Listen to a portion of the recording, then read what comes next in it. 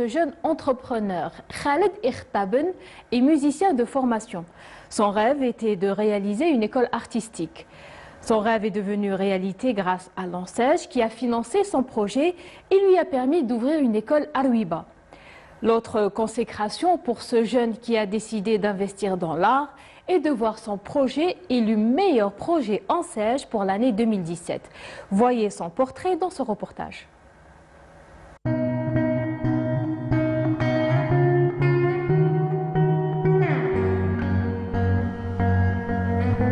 C'est l'histoire d'un rêve, le rêve d'un jeune musicien, Khaled Ikhtaben.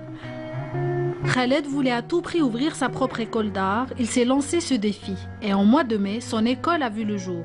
Grâce à sa détermination, le projet a été élu meilleur projet ANSEJ 2017.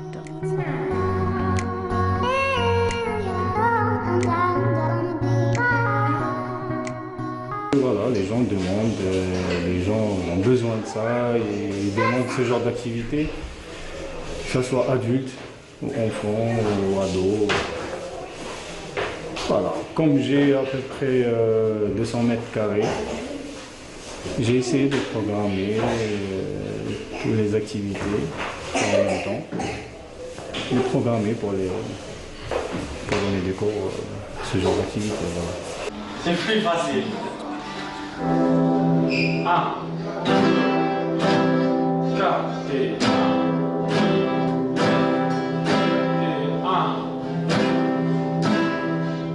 Ça fait quand même 2 ans, il m'en a parlé, il m'a dit pourquoi pas on fait une école et tout. Moi je lui ai dit que c'est quelque chose qui est très très intéressant. Et malheureusement moi j'étais parti ailleurs. Lui il a continué le combat, il a tenu sa promesse, il a ouvert cette école. Et c'est devenu vraiment la République des Arts. Il y a beaucoup d'élèves ici qui se plaisent.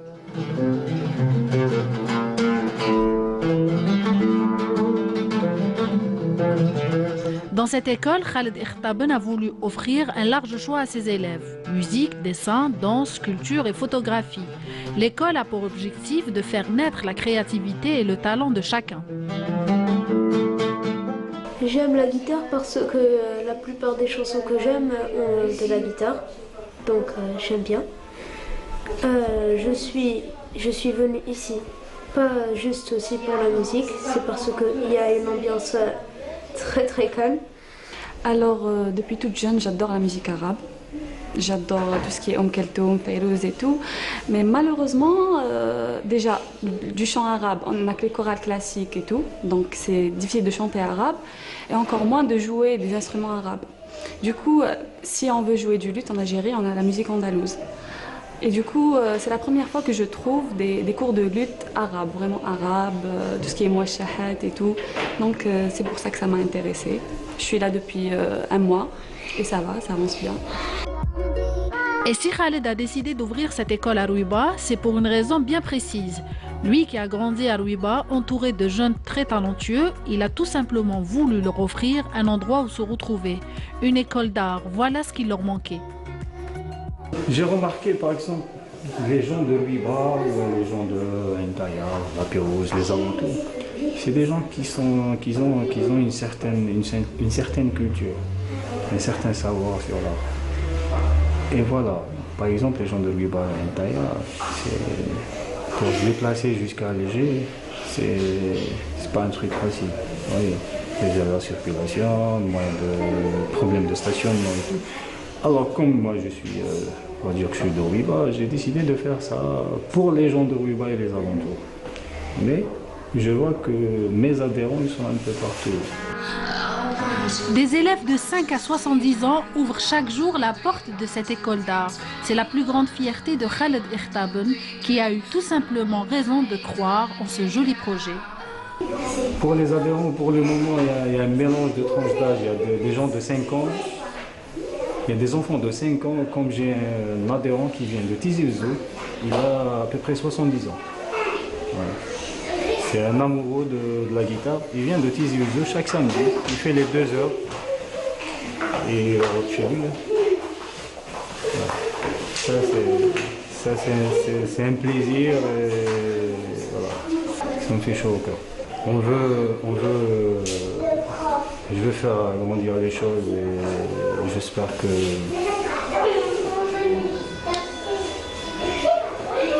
je vais réussir.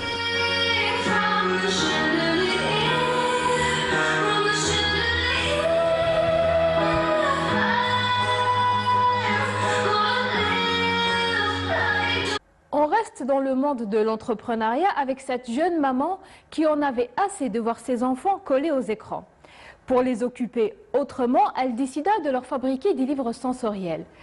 Devant le succès de ces livres, elle décide d'ouvrir un atelier pour fabriquer et commercialiser ces livres. Elle raconte son parcours à notre journaliste Taous Aïd Hamouda. Faiza Toumi a mis sa carrière de côté et a décidé de se consacrer entièrement à son projet. Et depuis à peine 3 mois, elle a pu ouvrir les ateliers Tefli où elle réalise des livres sensoriels. Elle qui rêvait d'être chef d'entreprise, aujourd'hui, elle emploie une dizaine de femmes.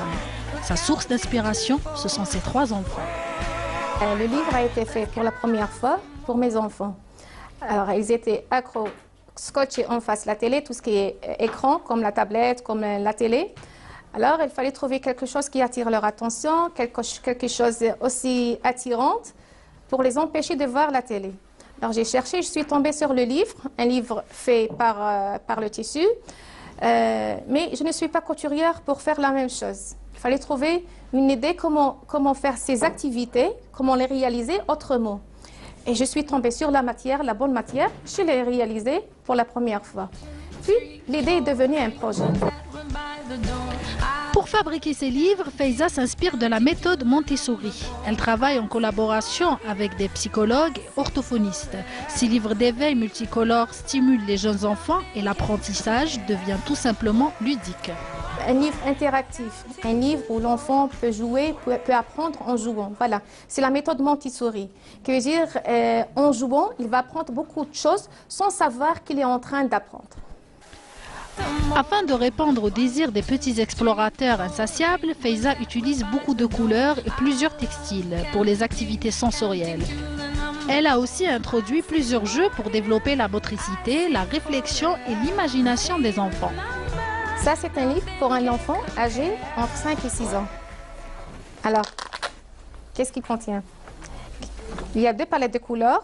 Ceux qui ne connaissent pas les couleurs, ils vont apprendre les couleurs, bien sûr. Pour ceux qui connaissent déjà les couleurs, c'est un jeu de mémoire. Ça veut dire, il y a des dots, des pièces ici, des couleurs. Il va les voir, on va les classer. Il va les voir, on va les cacher. Il va remettre selon les couleurs qu'il a mémorisées déjà avant. Après, on va retirer tout doucement pour voir si c'est les bons résultats ou non. Notre drapeau, la carte.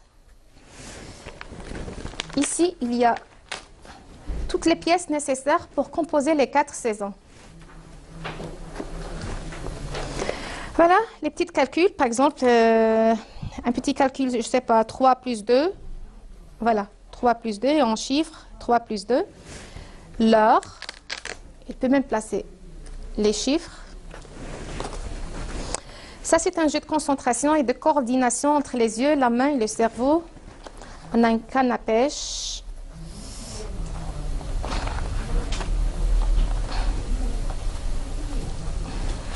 Voilà. Il y a le crochet et la boucle. C'est un jeu qui demande une concentration et même la patience.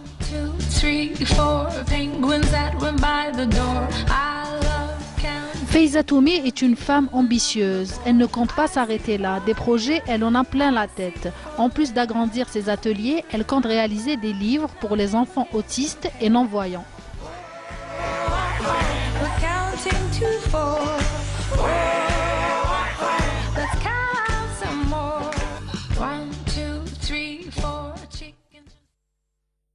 On part à présent visiter une ferme pédagogique installée à Zeralda.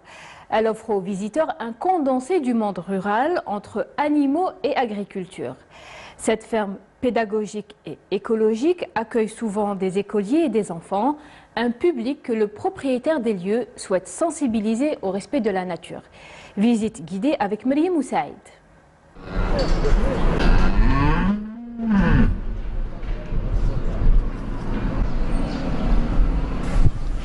C'est un lieu où les animaux trouvent leur bonheur. La ferme pédagogique d'Alger est située à Zeralda. Elle offre un cadre dépaysant et propice pour découvrir les animaux de la ferme. Vaches, moutons, chevaux, lapins, poules et bien d'autres. C'est une ferme première dans son genre. Alors, elle cible à peu près le tout. Donc c'est quoi la ferme? La ferme, c'est la vie. C'est tout le monde qui rêve, qui a soif d'aller vers la ferme. On y trouve tout à la ferme. On y trouve de l'agriculture, on y trouve de l'enseignement, de la formation et en plus des échanges. Parce que chaque pays a sa propre microclimat. Les gens travaillent en fonction de leur terre, de leur savoir-faire, de leurs produits locaux. C'est-à-dire quand on parle des produits terroirs à développer, c'est une carte pour les Algériens. Et le but dans tout ça, c'est de faire aimer la terre. Déjà, pour une génération, c'est les enfants. Les enfants vont aimer la terre.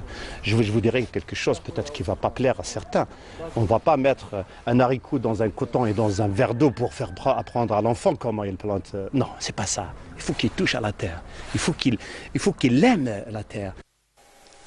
Entièrement conçue avec du matériel de récupération, cette ferme est aussi un lieu de rencontre et d'échange de professionnels dans le domaine. Les expériences sont partagées et discutées afin de dynamiser tous les secteurs liés à l'agriculture et l'élevage.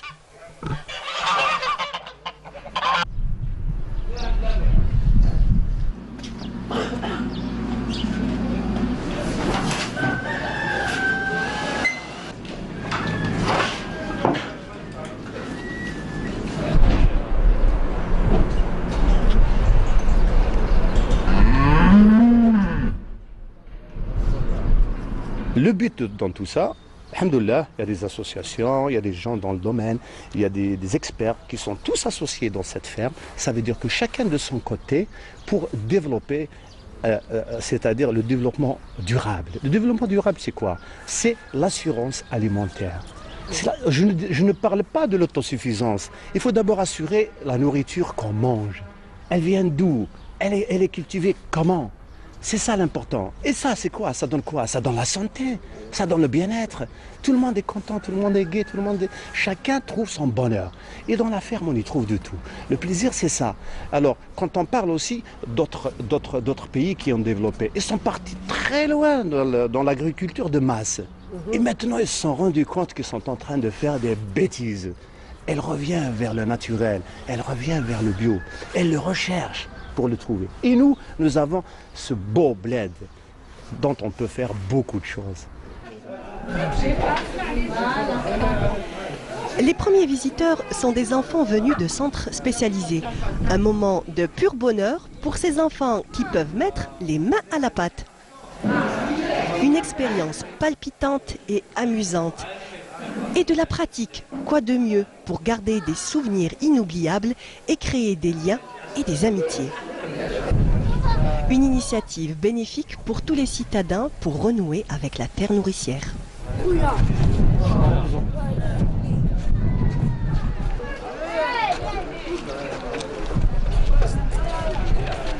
La wilaya de Sétif est connue depuis la période romaine pour ses stations thermales aux eaux chaudes et aux vertus curatives.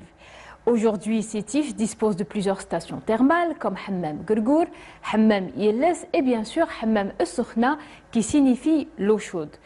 Pour répondre à la forte demande des curistes, un investisseur privé a réalisé un nouveau complexe thermal pour les accueillir dans les meilleures conditions. Le reportage de Nejma Harish. Situé à une cinquantaine de kilomètres du chef-lieu de la wilaya de Sétif, Hammam Sokhna, cette petite ville de 30 000 habitants, doit son nom à son eau chaude, naturellement et bienfaitrice. Une eau thermale qui jaillit du cœur des hauts plateaux. Un atout pour la ville, mais aussi pour les investisseurs privés, désireux de développer davantage le tourisme thermal dans la région.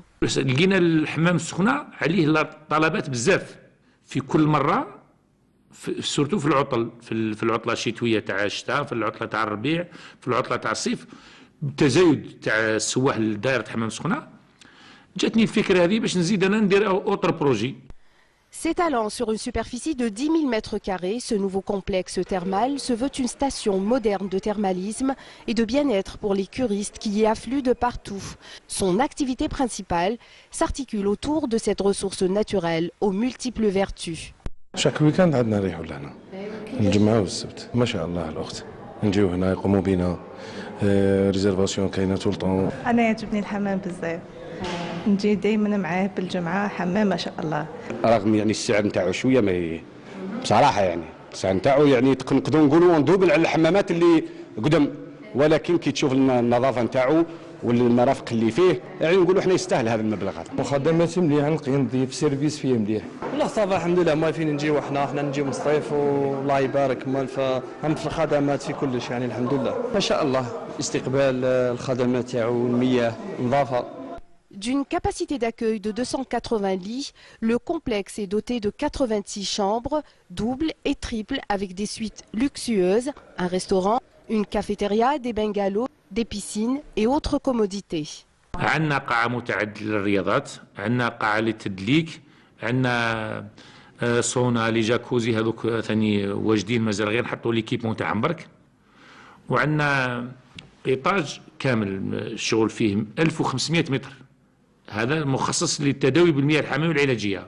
Un investissement privé qui s'inscrit dans le cadre du développement économique de toute la région. Dans le cadre de l'exécution du programme de son Excellence, Monsieur le Président de la République, et suite aux instructions de Monsieur Louari portant l'encouragement et l'accompagnement des investisseurs dans le cadre de l'investissement touristique, Hammam Sokhna, pour le moment, elle totalise 7 stations thermales, dont 3 publiques et 4 stations du secteur privé.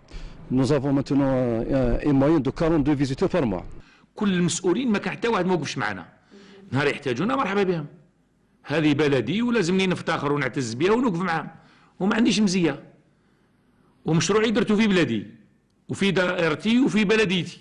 Plusieurs autres projets ont vu le jour, d'autres sont en cours de réalisation. Hammam Sokhna se modernise et se développe, la nouvelle destination thermale par excellence. On part à présent au sud du pays découvrir le travail des artisans réunis au marché central de Djanet. Ces hommes travaillent l'argent et autres métals pour fabriquer des bijoux et des pierres ornées des symboles de la culture touareg. Naïma Loualish est partie à la rencontre de ces hommes gardiens du patrimoine. Quoi qu'en dise, l'artisanat c'est d'abord un style de vie, un système économique bien huilé, ignorant les heures fixes et débordant sur les heures sup. Nous sommes dans le marché central de Djanet et les artisans qui côtoyaient naguère les autres commerçants ont été déplacés ici, dans cet espace où certains peinent à s'arracher à leurs anciens ateliers. نخدم الصناعة التقليدية 40 سنة. بصخ الولاية ما تريقلني والو. غالي كلش ما تريقلني. ريقلي هادي الباب ريقلي صفر تاع برد ريقلي هادي الصناعة التقليدية. L'artisanat, c'est bien connu, est un héritage familial qui se transmet de père en fils et de mère en fille. Les hommes d'une même famille artisane travaillent à plusieurs mains l'argent, tandis que les femmes élaborent des ustensiles à base de peau et de chutes de palme. Les artisans travaillent assis, ils répètent inlassablement les mêmes gestes séculaires pour transformer un métal brut en plusieurs pièces ornementales se déclinant sous toutes les formes. Des formes souvent très symboliques représentant des croyances aussi sacrées que païennes. تعلمت مع البابا لكن صعيبة. بدأت من السنة الأولى الثانية الثالثة باش نتعلم في الخاتم شوية نشوف فيها واش يخدم والثاني نخدم معها. ناخذ الخواتم والسلسلة البراسلي كلش نخدم يومين كمان. Bien que l'argent, cette matière première qui vient du lointain nord, soit aussi rare que chère, l'artisanat demeure encore vivant dans le Tassili Nadjer grâce aux anciens qui veillent à la transmission de ce métier plusieurs fois séculaire. Et on termine notre périple à Rilizan sur les traces de l'Empire romain qui s'est établi dans cette province antique de Mauritanie césarienne qui correspond aujourd'hui à l'ouest du pays. Là-bas, on trouve Qasr el-Kawa, de l'arabe Qasr el-Quwa ou château fortifié. C'est un château construit par les Romains au IIIe siècle après Jésus-Christ et qui nécessite aujourd'hui des travaux de restauration, comme nous l'explique Amal Seridir. Nous sommes à quelques 12 km au nord de Ammi Moussa à Relizane, où fut érigé au IIe siècle avant Jésus-Christ le château romain Qasr Kawa, ou les ruines latifondium de Kawa, probablement sous le règne de l'empereur Constantin Ier. Selon les chercheurs, ce site était une demeure fortifiée. D'ailleurs, plusieurs autres sites ont été construits dans cette région montagneuse suite au transfert du Lims de Chlef vers les montagnes d'El Wencheris.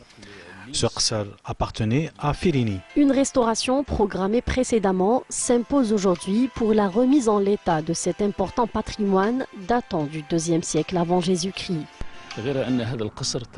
Ce Qasr a été complètement détérioré au fil des années. Nous demandons aux autorités concernées de le restaurer car c'est un patrimoine de notre région. Il est tout le temps visité par des touristes nationaux et étrangers ainsi que des étudiants en archéologie qui viennent faire leurs recherches ici. D'ailleurs, le site a bénéficié d'un budget pour sa restauration en 2008. Seulement, rien n'a été fait jusqu'à aujourd'hui.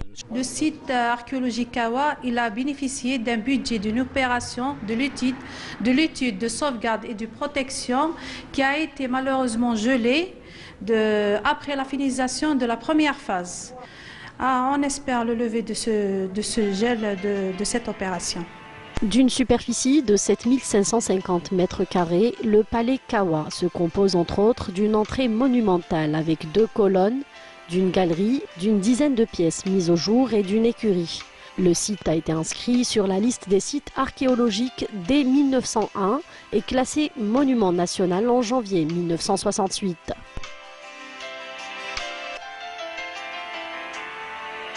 Pour ce soir, merci de nous avoir prêté attention. On vous donne rendez-vous la semaine prochaine, même jour, même heure. Et d'ici là, très bonne semaine à tous.